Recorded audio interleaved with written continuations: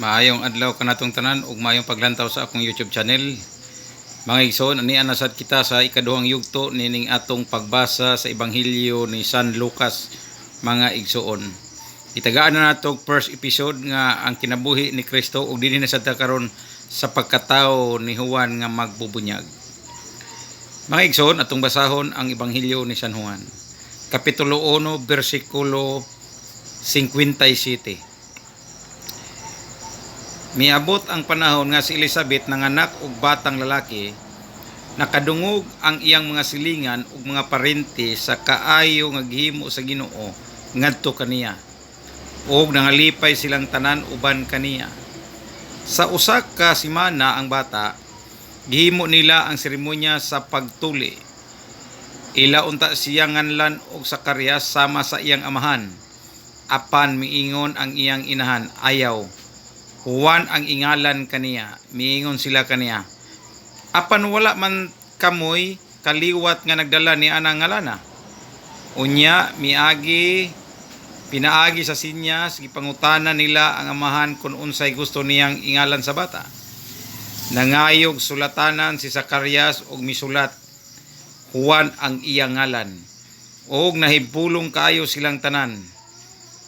Diha nakasulti si Zacarias ug gidaldaig niya ang Dios. Natingala pag-ayo ang ilang mga silingan ug mikaylap sa tanang kabukiran sa Juda ang balita may tungod ni ining mga butanga. Na malandong ang tanan nga nakabati nini og nangutana, maunsa kaha ning bataa ini kadako niya, kay nakita niya nga ang gahom sa Ginoo nag-uban kaniya. Mga igsoon, ang pagbasa may tungod niadtong pagkatao ni Zacarias. Dinhita karon ang pamahayag ni Zacarias. Napuno sa Espiritu Santo ang amahan ni Juan nga si Zacarias og namahayag. Daigo nato ang Ginoo, ang Dios sa Israel, kay mianhi siya aron pagtabang sa iyang katawhan o paghatag kanila kagawasan. Gipaani niya kanato ang usa ka gamhanang manluluwas nga kaliwat sa iyang sulugoon nga si David.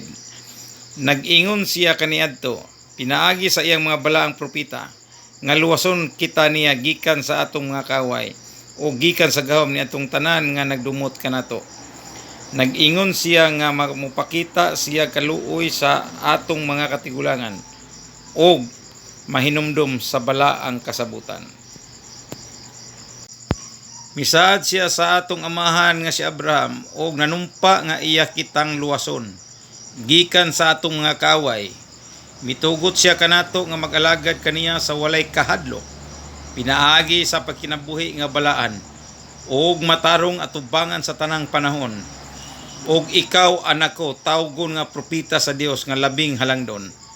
Mag-una ka sa Ginoo aron pag-andam sa iyang dalan, og magpahibalo sa iyang katawhan nga maluwas sila pinaagi sa pagpasaylo sa ilang mga sala. Kay ang atong Dios maluluyon og malumo. Padanago niya nganhi kanato ang masanagong banag-banag sa atong kaluwasan, og mobanwag kini gikan sa langit ngadto sa tanang nagpuyo sa kangitngit ug sa landong sa kamatayon. Aron pag-aga kanato ngadto sa dalan sa kalinaw. Mitubo ang bata og nalig-on diha sa espiritu. Mipuyo siya sa dapit nga awa-aw hangtod sa adlaw nga miatubang siya sa katawhan sa Israel. Mga igsoon, ang Ebanghelyo ni San Lucas may tungod sa kinabuhi ni Juan Bautista nga magbubunyag og kang Zacarias nga iyang amahan og sa iyang inahan nga si Elizabeth. Mga igsoon, ang Ebanghelyo sa Ginoo, dalaygon ang Dios. Mga igsoon, atong basahon ang yugto sa pagkatao ni Ginoong Hesukristo. Niadtong panahona, mipakanaog og sugo si Emperador Augustus nga ang tanang nagpuyo sa tibuking harian sa Roma magpalista. Si Cirenio maoy gobernador sa Syria sa panahon gihimo kining unang pagpanglista. Busa ang tanan miadto sa ilang tatagsa nga lungsod aron pagpalista. Gikan sa lungsod sa Nazaret sa Galilea, Miadto si Jose sa diuda ngadto sa Bethlehem, ang lungsod nga tawhan ni Hari David. Miadto si Jose dito kay kaliwat man siya ni David. Ang tuyo niya mao ang pagpalista uban sa iyang pangasaunon nga si Maria, nga nagsabak ni atong higayuna, og samtang dito sila sa Bethlehem, miabot ang panahon nga nanganak siya. Nanganak siya sa iyang panganay nga lalaki. Giputos niya ang bata sa panapton o gipahiluna sa usa ka pasungan kay wala na may luna sa balay sa abutanan. Mao kini ang pagkatao ni Kristo according sa sulat ni San Lucas, my brother and sister. Dinhi ta karon sa isang yugto nga dunay mga magbalantay sa karnero ug ang mga anghel. Niadtong dapita may mga magbalantay sa karnero nga nagtukaw sa kagabion aron pag-atiman sa ilang mga kahayupan didto sa kaumahan. Mitungha kanila ang usa ka anghel sa Ginoo ug midan-ag kanila ang himaya sa Ginoo. Busa nalisang sila pag-ayo. Apan miingon ang anghel kanila, ayaw ka mukadlok. Ania ako nagdalag maayong balita alang kaninyo ug makalipay kaayo sa tanang katawhan. Kay karong gabi una, natawo sa lungsod ni David ang inyong manluluwas, ang Kristo nga Ginoo. Mao kini ang inyong ilhanan, makaplagan ninyo ang usa ka bata nga giputo sa panapton ug naghigda sa pasungan. Ug sa kalit mitungha usab ang ubang anghel, ang usa ka dakong panon sa mga anghel sa langit nga nag-awit og mga pagdaig sa Dios. Dalaygon ang Dios sa kaytas-an ug sa yuta, panagdait sa mga tawo nga iyang gikahimutan.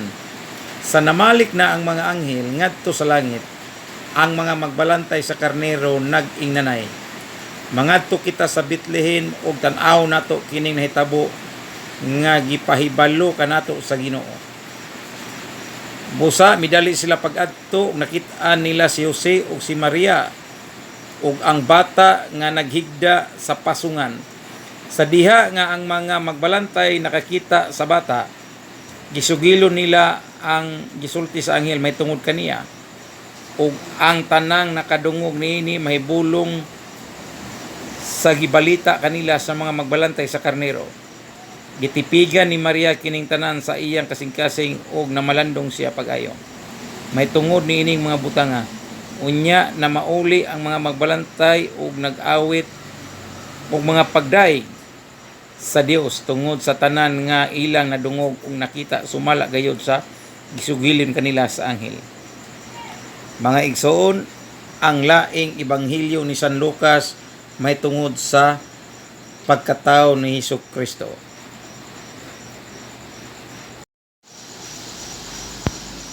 Sa 8 na kadlaw ang bata, gihimo ang seremonya sa pagtuli kaniya. Ginganlan siya Jesus, ang ngalan nga gisulti sa anghel kang Maria, sa wala pa ipanamkon ang bata.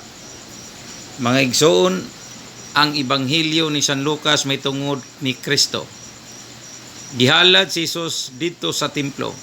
Miabot ang panahon nga si Jose ug si Maria nagtuman sa seremonya sa paghinlo, sumala sa gisugo sa balaod ni Moises. Busa gidala nila ang bata ngadto sa Bethlehem aron ihalad nila sa Ginoo.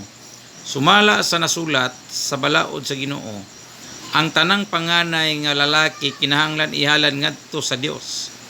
Miadto usab sila aron paghalad og usa ka pares nga tukmo o duha ka kuyabog nga salampati sumala sa gisugo sa balaod sa Ginoo.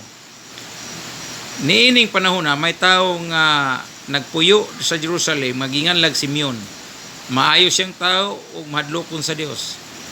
Ug nagpaabot sa kaluwasan sa Israel. Naguban kaniya ang Espiritu Santo ug gipadayag kaniya sa Espiritu Santo nga dili siya mamatay hangtod nga makita niya ang Kristo nga gisaad sa Ginoo.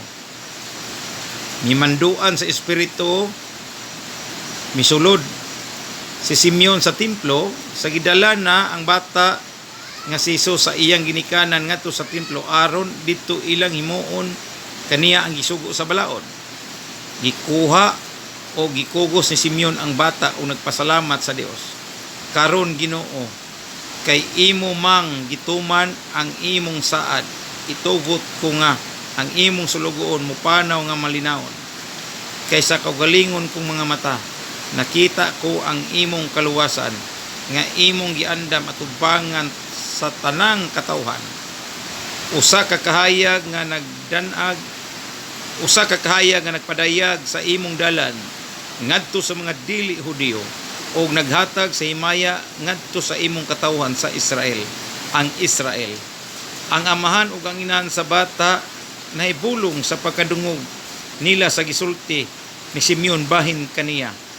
Unya gipanalanginan ni Simeon umingon kang Maria uban sa bata. Kining bataa gipili sa Dios alang sa kalaglagan o kaluwasan sa tanang mga tao sa Israel. Mahimo siyang ilhanan gikan sa Dios. Ilhanan gikan sa Dios nga supakon sa daghang mga tao, ug tungod niini madayag ang ilang mga tinaguang hunahuna ug ang kaguol nga sama sa usa ka hait nga espada mulagbas sa imong kaugalingong kasing-kasing. May usa-usab ka propeta nga babae nga nganlag Ana nga anak ni Paniel sa banay ni Aser. Tigulang na siya, tura ka tuig siyang nakiguban sa iyang bana, unya nabalo siya hangtod sa 84 na ang iyang edad. Wala gyud simbiya sa templo, adlaw ug gabi nagsimba siya sa Dios. Nagpuasa, nagampo, niadto gayong taknaam miabot siya sa ug nagpasalamat sa Dios ug misulti bahin sa bata ngadto sa tanan nga nagpaabot nga tubson sa Dios ang Jerusalem. Mga igsoon, ang ebanghelyo sa Ginoo may tungod ni San Lucas. Daygon ikaw, Kristo.